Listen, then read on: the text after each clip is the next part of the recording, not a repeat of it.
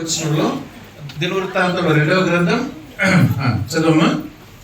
ఏముంది అంటే సొలొమోను ఇశ్రాయేలు సమాజములందరూ సమకూడి లెక్కింప శక్యము కాని గొర్రెలను పశువులను బలిగా అర్పించిరి. రైట్. అక్కడ ఏం జ్ఞాపకం వస్తుంది ప్రియులారంటే చూడండి, వారు ఎవరు కూడా వచ్చిన సమాజకులందరూ కూడా, ఇశ్రాయేలు సమాజకులందరూ కూడా ఎవరు కూడా ఒట్టి చేతులతో వచ్చిలేరు.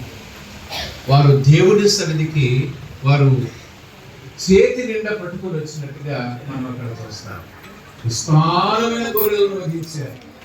విస్తారమైన గొర్రెలు పోయినారంటే నేపథ్యానికి పెడితే ప్రతి కుటుంబం సహకరించింది కనుక మన జీవితంలో దేవుని మహిమ నిండి రావాలంటే దేవుని సహవాసంలో సంఘంలో అనేకమైన కొరతలు ఉంటాయి, ఆర్థిక పరమైన కొరతలు ఉంటాయి, అవసరతలు ఎన్నో ఉంటాయి.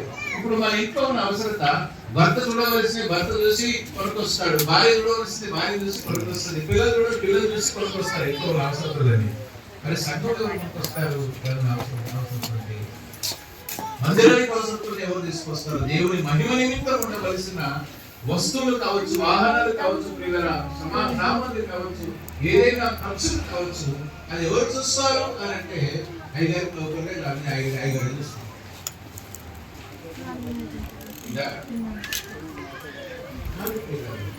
కానీ దేవుని మందిరానికి వచ్చిన ప్రతి ఒక్కరు వారు చేతి నిండా గుప్పి ఆ మంచి నష్టం కలిగినారు. కాబట్టి దేవుని మందిరము దేవుని మహిమతో, దేవుని తేజస్సుతో నిండింది. దేవుని మహిమ, దేవుని తేజస్సు అంటే దేవుడు నివసించే ఆయన ప్రసన్నత. మనలో చాలా మందిని గమనించండి, దేవుని ప్రసన్నతను అనుభవించుకున్నారు. అందుకు దేవుని వాక్యాన్ని పూర్తిగా ఇప్పుడు మనకు బిర్యానీ ఆ బిర్యానీని రావాలని పోతాం కదా, అదే ఉంటుంది కదా. మనం వెళ్తామంటే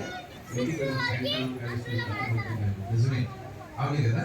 అంటే దేవుని వాక్యాన్ని, ఆ వాక్యపు సువాసన నీ కంట్లో, నీ మనసులో, నీ హృదయంలో ఆ సువాసన నేను ప్రశ్నిస్తూ నీకు బాగుంటుందా? ఇది బహిర్భూమిలోకి వెళ్ళిపోతుంది, కానీ ఇది నిత్యం నీ జీవితాన్ని మార్చి.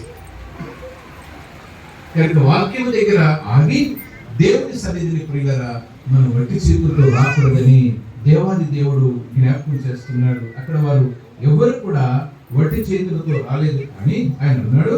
ఇచ్చే సంఘమే ఎదిగే సంఘం అని ఓ సేవకుడు అన్నాడు.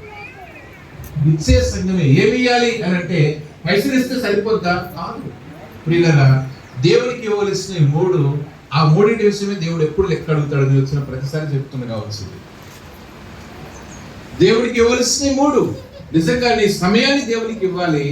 ఎప్పుడైనా సరే ఎప్పుడు కూడా నీ గురించి ఆలోచించుకోవడమే తప్ప, నీ కుటుంబం గురించి ఆలోచించడమే తప్ప, నా దేవుని మందిరం ఏంటి, నా దేవుని సంఘం ఏంటి, నా దేవుని సేవకుడు ఏంటి, ఉన్న కొరతలు ఏంటి, తర్వాత సంఘంలో బలహీనులు ఎవరు, వారికి నేను ఏం చేయగలను, నాకంటే బలవంతులు ఎవరు, వారి దగ్గర ఏం నేర్చుకోగలను అనే మనసు మనకుందా? బలవంతుల దగ్గర నేర్చుకోవాలి, బలహీనులకు నేర్పించాలి. బలవంతుల దగ్గర పుచ్చుకోవాలి, బలహీనులకు ఇచ్చుకోవాలి. ఇది నిరంతర ప్రక్రియ ప్రియులారా మన జీవితాల్లో. ఇది ఉంటుందా మన జీవితంలో? అందుకే వారు ఒట్టి చేతులతో రాలే, విస్తారమైన గొర్రెలను వధించారట. ఆ గొర్రెలు ఊరికే రాలేదు, వీధి నుండి పడలేదు, పడలేదు. కానీ ప్రియులారా సమాజకులందరూ సమకూర్చారు. కనుక పిల్లలకు కూడా గివింగ్ నేర్పించాలి. ఎప్పుడు కూడా ఇచ్చుట అనేది మన జీవితంలో, మన క్రిస్టియన్ అని మన క్రైస్తవ జీవితానికి అదొక ముంగుర్తు. ఒక సేవకుడు అన్నాడు, ఏమన్నాడంటే మన మనసుకు మారు మనసు వస్తే నిజంగా మనకు మారు మనసు వచ్చినట్టు, మన మనసుకి మారు మనసు రాకపోతే మనకు మారు మనసు లేనట్టే అన్నాడు. కాబట్టి మనం వీళ్ళు సమృద్ధిగా సమకూర్చబడ్డారు. దాని గురించి ఆయన కొరింథీయులకు రాసిన 2వ పత్రికలో ఇలాగ అన్నాడు. చూడండి, కొరింథీయులకు రాసిన 2వ పత్రికలో 9వ అధ్యాయంలో చూడండి, ఆలోచన చేయండి. 5వ వచనంలో, కావున లోగడనిచ్చదనని మీరు చెప్పిన ధర్మము ఎట్లా విసర్జితముగా ఇయ్యక ధారాళముగా ఇవ్వవలెను. అక్కడ దీర్ఘం ఉంది కాబట్టి దీర్ఘం తీస్తాను నేను. ధారాళముగా ఇవ్వవలెను. దీర్ఘాన్ని కూడా చూడాలి మనం. ధారాళంగా అనకూడదు. ధారాళంగా అంటే ప్రియులారా తగిన దానికంటే ఎక్కువ ఇచ్చుట. విసిరిగొట్టుతనం అని అంటే లోపల ఒకటి అనుకుంటూ బయట ఒకటి అనుకుంటూ ఇస్తామే, ఎవరికైనా పెడతామే, అది మనకు నేరంగా పరిగణించబడుతుంది. కనుక దేవుని సన్నిధిలో, దేవుని మందిరంలో ప్రియులరా యెహోవా మహిమ, యెహోవా తేజస్సు నింపబడాలి అంటే ప్రియులరా మనం ఖాళీ చేతులతో రాకూడదు. ఒకవేళ దేవుడు మనల్ని ఖాళీ చేతులతో వస్తే మీరు ఖాళీ చేతులతో రండి, కానీ దేవుడు ఎవరిని కూడా ఖాళీ చేతులతో ఉంచలేదు.